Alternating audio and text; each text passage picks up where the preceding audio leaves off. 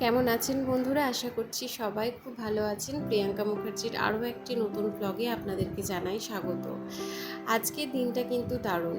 আজকে অনুপমদার বিয়ে। অনুপমদা হলো আমার বরের বন্ধু। তো তার বিয়েতে আমরা যাব বরযাত্রী। তো তার জন্য একটু রেডি হচ্ছি। আর যে পার্সেলটা খুঁজছিলাম সেই পার্সেলে ছিল আমার একটা ফোনের স্ট্যান্ড অনলাইন ক্লাস করানোর জন্য। তো স্নান টান তো হয়ে গেছে আর এখন বাজে দুপুর 3টে নাগাদ। তো আবার আমি একবার স্নান করে নিয়ে রেডি হচ্ছিলাম। আর এত তাড়াহুড়ো দিচ্ছিল আমার বর, সে তো আসেনি, মানে সে তো স্কুলে আছে, সেখান থেকে আমাকে তাড়াহুড়ো দিচ্ছিল। তো আমি ভাবছিলাম বোধহয় আমি লেট হয়ে যাব, তো তার জন্য আর মেকআপের ভিডিওটা করা হয়নি।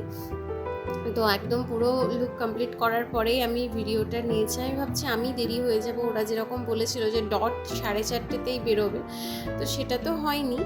উপরন্তু আমারই ভিডিওটা করা হয়নি। যাই হোক, কি আর করা যাবে। আচ্ছা বলুন তো আমাকে এই ড্রেসটাই কেমন লাগছে? আমি তো খুব কনফিউশনে ছিলাম যে ড্রেসটায় কি লাগছে না লাগছে বুঝতে পারছি না। মানে আমার মনে হচ্ছে ভালো লাগছে, আবার মনে হচ্ছে ভালো লাগছে না। আর এই প্রথমবার আমি এই ড্রেসের সাথে বা কোনো কিছুর সাথে এভাবে চুলটা বেঁধে আর কি যাচ্ছি, কারণ আমাকে খুব কমই দেখবেন আমি চুল টুল বেঁধে যাই, কারণ বাঁধলে সেই মানে নিজের মানে মন থাকে না, তার সত্ত্বেও বাঁধি। আর এটা ইচ্ছা করে বেঁধেছিলাম এরকমভাবে, তার কারণ হচ্ছে মানে প্রচণ্ড গরম ছিল, আর আমার তো বড় চুল আপনারা জানেনই, প্রচণ্ড কষ্ট হয় ঘাড়ে চুলটা থাকলে, তো তার জন্য বেঁধেছিলাম। আর এই হচ্ছে আমার কমপ্লিট লুক। কেমন লাগছে অবশ্যই জানাবেন। আর হাতে চশমাটা নিয়েছি, চশমাটা পরিনি, এই চশমা নিয়েই গিয়েছিলাম হাতে করে, আর এইভাবেই কাটিয়েছি। আমার কিন্তু মোটামুটি এখন লুকটা দেখে ভালোই লাগছে। আপনারা জানান কেমন লাগছে আপনাদের। এরপরে আমি কিন্তু রেডি হয়ে প্রায় 1 ঘন্টা না, মানে 1 ঘন্টা মতো আমি কিন্তু বসেছিলাম বাড়ির মধ্যে। আর তারপরে ও স্কুল থেকে আসে 4:30, তারপরে স্কুল থেকে এসে স্নান করে আমরা এই বরের বাড়ির এখানে পৌঁছে যাই। আর এখন বরের ফটোশ্যুট চলছে। এই হচ্ছে বরের গাড়ি, আর কিছুক্ষণের মধ্যেই আমরা বেরিয়ে পড়ব। যেমন বলা সেরকম কাজ, বেরিয়েও পড়েছি আমরা। আর বাইরেরটাই এত সুন্দর ওয়েদার, কি বলবো, মানে বৃষ্টি বৃষ্টি ওয়েদার।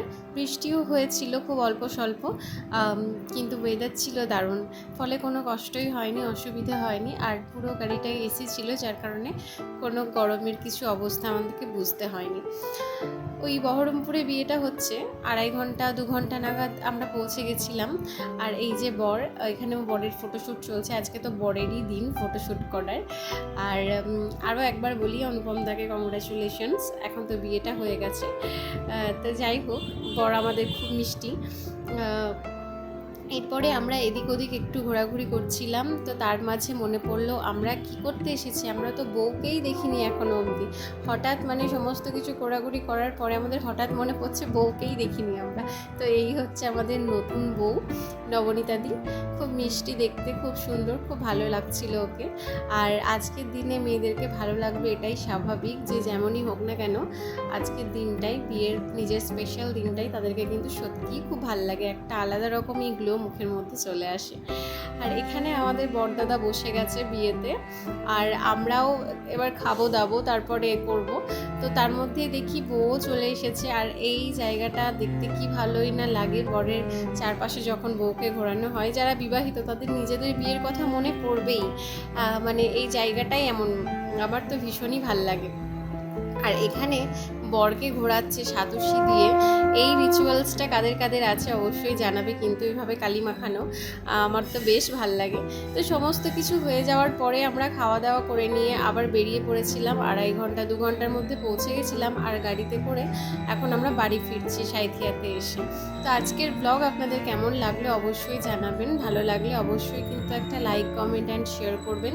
আর রাত এখন বাজে কিন্তু 2টো, আর এই সময়টা পুরো ফাঁকা, রাস্তায় শুধু আমি আর রাজদীপ, আর কেউ নেই, আর পুরো আর কুকুরগুলো।